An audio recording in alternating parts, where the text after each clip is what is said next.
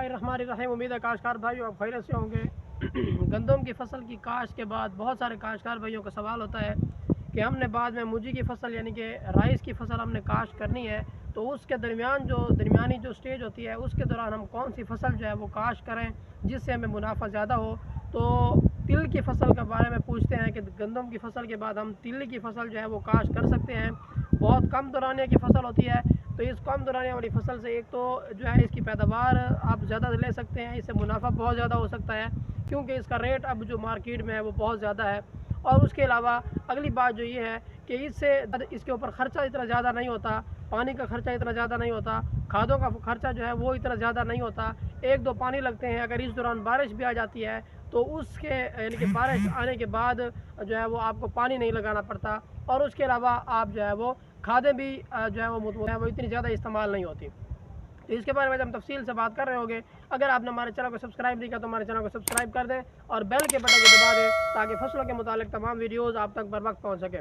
काश्तकार भाइयों, गंदम की फसल के बाद यानी कि जब आप गंदम की कटाई करते हैं तो उसके बाद आपको तिल्ली की फसल यानी कि तिल की नहीं तिल्ली की फसल जो है वो काश्त कर देनी चाहिए। तिल्ली की फसल के काश्त करने में आपको एक प्रॉब्लम जो है वो सबसे ज़्यादा जो है वो देखने में नज़र आता है, वो होता है मिरट बग का हमला। यानी कि जब आपकी फसल जो है वो 50 दिनों की होती है तो उस वक्त मिरट बग का हमला होता है। अगर आप उस मिरट बग को सही तरीके से कंट्रोल कर लेते हैं तो आपकी तिल की फसल से बहुत अच्छी पैदावार जो है वो ले सकते हैं। एक तो इसके ऊपर जो है वो पानी की मिकदार इतनी ज़्यादा नहीं इस्तेमाल करवानी पड़ती और इस दौरान जो है वो बारिशें भी बहुत ज़्यादा हो जाती हैं। तो इसके अंदर दो एहतियात आपने करनी है। पहली एहतियात ये करनी है कि आप जिस ज़मीन के ऊपर तिल की फसल यानी कि तिल्ली की फसल जो है वो काश्त कर रहे हैं तो उस ज़मीन जो है वो अच्छी नकासी वाली ज़मीन होनी चाहिए। उसके अंदर जो है वो पानी ज़्यादा देर तक नहीं ठहरना चाहिए। अगर किसी भी ज़मीन के ऊपर 48 घंटे तक पानी ठहर जाता है तो वो ज़मीन जो है वो तिल्ली की फसल की काश्त के बारे में उसकी कोई अहलियत नहीं है, उसके ऊपर आप तिल्ली की फसल जो है वो काश्त नहीं कर सकते। लेकिन अगर उसके अंदर पानी की निकासी ठीक है, पानी सही तरीके से जो है वो उसके अंदर निकासी हो जाती है तो उसके ऊपर आप जो है वो तिल्ली की फसल काश्त कर सकते हैं। दूसरी एहतियात आपने ये करनी है, बीज के मामले में जब भी आप बीज जो लगाएं बीज को जहर लगा के काश्त करें, बीज को बगैर जहर लगाए जो है वो आप काश्त ना करें। और उसके अलावा दूसरी बात यह है कि आपने मिरट बग को सही तरीके से कंट्रोल करना है। उसके ऊपर जितने भी इंसेक्ट्स का हमला होता है तो उन इंसेक्ट्स को आपने सही तरीके से कंट्रोल करना है।